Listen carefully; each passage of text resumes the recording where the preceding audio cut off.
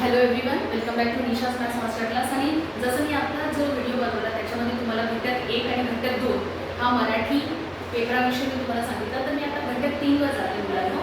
तर घटक 3 मध्ये काय असतं, कार्यात्मक व्याकरण असतं आणि त्याच्यामध्ये असतं हा सगळ्यात महत्त्वाचा व्याकरणातला भाग. याच्यामध्ये नाम, नामाचे प्रकार, सर्वनाम, विशेषण, क्रियाविशेषण, क्रियापद इथपर्यंत तुम्हाला अभ्यास करायचा आहे. त्यानंतर लिंग म्हणजे जेंडर, ओके, मेल फिमेल ओळखायचे ते तुम्हाला बघायचे. नंतर वचन, एकतर वचन ओळखायला येतात किंवा वचन बदला असं पण येतं, ओके.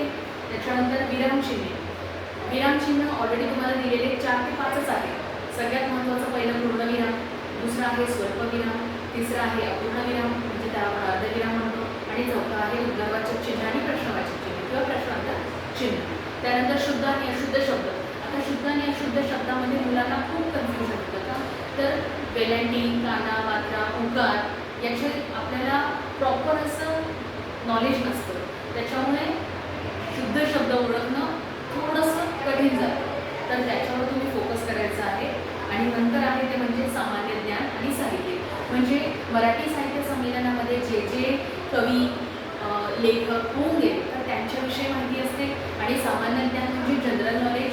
तर ते सगळ्या in general day to day लाईफशी कनेक्टेड असतं. कुठल्याही गोष्टीशी ते कनेक्टेड असू शकतं. सुसंगत परीक्षेत त्याच्यामध्ये सुद्धा जनरल नॉलेज असणं खूप गरजेचं आहे आपल्याला. तर मुलांना मराठीचा पेपर हा तुमचा 25 मार्काचा अशा पद्धतीने असणार आहे.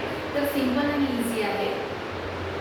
काहीही तुम्हाला जर याच्यामध्ये डाऊट्स वगैरे असतील तर तुम्ही मला कमेंट बॉक्समध्ये नक्की कळवा. धन्यवाद.